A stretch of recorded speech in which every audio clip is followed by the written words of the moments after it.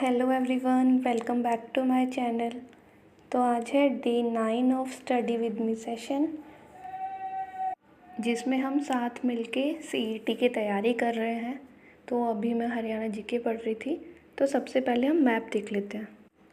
सिरसा, फतेहाबाद, हिसार, भिवानी, चरखी दादरी, महेंद्रगढ़, रेवाड़ी, नूंह, पलवल, फरीदाबाद, गुड़गांव, झज्जर, रोहतक, सोनीपत, जींद, पानीपत, करनाल, कैथल, कुरुक्षेत्र, यमुनानगर, अम्बाला और पंचकुला।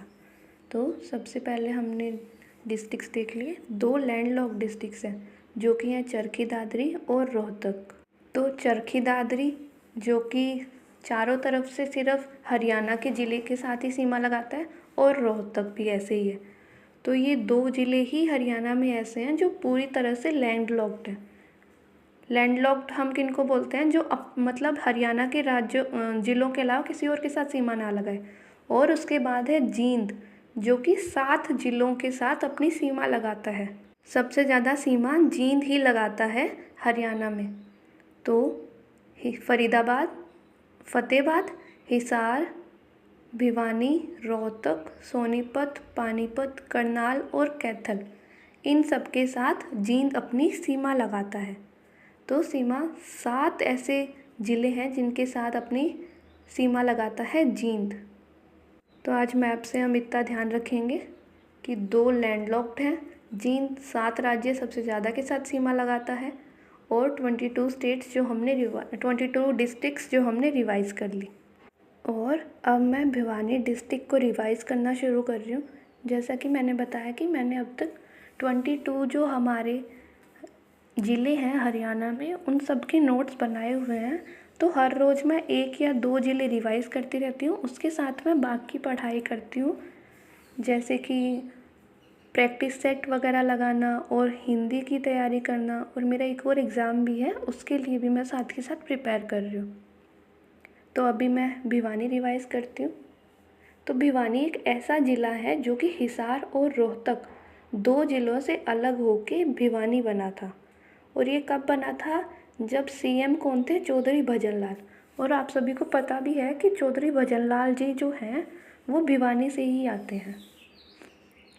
अभी जो तोसाम, जो भिवानी में विधानसभा सीट है, वहाँ से विधायक हैं श्रुति चौधरी, जो कि बंसीलाल के परिवार से ही हैं। भिवानी का पुराना नाम भानी ग्राम था। और हम भिवानी को हरियाणा की छोटी काशी, मंदिरों की नगरी, मिनी क्यूबा, बॉक्सिंग का पावर हाउस, क्योंकि बहुत सारे बॉक्सर्स जो हैं वो भिवानी से ही निकले हैं, और सिटी ऑफ वॉर हीरोज़ भी कहते हैं। तो ये सब थे भिवानी के उपनाम, जिसमें सबसे मेन था कि छोटी काशी, मंदिरों की नगरी और बॉक्सिंग का पावर हाउस। भिवानी में सिर्फ एक ही उद्योग है, वो है सूती कपड़ा उद्योग, और वो काफ़ी फेमस भी है, जो हम एक्सपोर्ट भी करते हैं गल्फ़ कंट्रीज़ में और यूरोप में। वहाँ से एक्सपोर्ट होता है भिवानी से। भिवानी में 4 विधानसभा क्षेत्र हैं: भिवानी, बवानीखेड़ा, तोशाम और लोहारू। 5 तहसील हैं, जिसमें 4 तो विधानसभा क्षेत्र ही हो गए: भिवानी, बवानीखेड़ा, तोसाम, लोहारू और शिवानी। और बहल जो है वो उप तहसील है भिवानी का। और यहाँ के जो मेन मंदिर हैं वो एक तो है भूतों का मंदिर, जो भिवानी में है। अब भूत आ गया तो भूतनाथ से एसोसिएट करेंगे, और भूतनाथ कौन है? भगवान शिव। तो भगवान शिव भी विराजमान है इसमें। उसके बाद है दादी जगदे सती का मंदिर है खरककला गांव में। बाबा मूंगीपा का मंदिर है तोशाम में। भगवान विष्णु का भी एक प्राचीन मंदिर है, वो भी तोशाम में है। देवसर मंदिर, जिसमें माता सीरावाली जी विराजित हैं, वो देवसर में है। घंटाघर मंदिर भी भिवानी में है। और बाबा खेड़े वाले का मंदिर है नौरंगाबाद में। और जो बाबा खेड़े वाले का मंदिर है, वहाँ हर साल नौरंगाबाद में रक्षाबंधन के दिन मेला लगता है। और जो लोहारू विधानसभा क्षेत्र है यहाँ का, वहाँ पे एक लोहारू का किला बनाया हुआ है जिसका निर्माण 1570 में अर्जुन देव ने करा था। तो ये भी काफ़ी इम्पोर्टेंट है। और लोहारू में एक जल तरंग पर्यटन स्थल भी है जो कि एकमात्र ऐसा पर्यटन स्थल है हरियाणा में जहाँ का संचालन जो है लोहारू नगर पालिका ही करती है, ना कि हरियाणा का टूरिज्म कॉरपोरेशन। तो जल तरंग पर्यटन स्थल याद रखेंगे कि यहाँ का संचालन लोहारू नगर पालिका करती है। और आप भी अब मेरे को बताइए कि आपकी तैयारी कैसी चल रही है, क्या पढ़ रहे हैं आप अभी, कैसी तैयारी कर रहे हैं आप, कौन सा सब्जेक्ट पहले कवर कर रहे हैं। तो इसके बाद फिर अब मैं हिंदी में मैं रस कवर कर रही थी तो वो आज मैं कंप्लीट कर दूँगी। और उसके बाद फिर कुछ क्वेश्चंस लगाऊंगी मैं संधि और रस से रिलेटेड ही।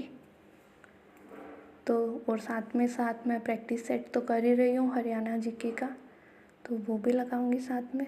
और उसके बाद हिंदी के कुछ क्वेश्चंस करूँगी। और जो मेरा सेकंड एग्ज़ाम है वो है ICAR PG के लिए मेरे को देना है एग्ज़ाम, तो साथ साथ मैं उसका रिवीजन करती रहती हूँ। उसका सिलेबस मैंने पहले ही कवर कर रखा है तो उसका बस मैं रिवाइज़ करती रहती हूँ साथ साथ। और साथ में मैं हर CET के लिए भी प्रिपेयर कर रही हूँ, जिसमें सबसे पहले मेरे 2 वीक सब्जेक्ट्स जो कि हरियाणा जीके और हिंदी है, मैं चाहती हूँ कि पहले ये कंप्लीट हो जाए ताकि जो बचे हुए टॉपिक्स हैं वो मैं इजीली फिर कवर अप कर सकूँ। अगर एग्ज़ाम की डेट आ जाती है तो भी मैं वो टॉपिक्स कवर कर लूँगी, ऐसा मेरे को लगता है।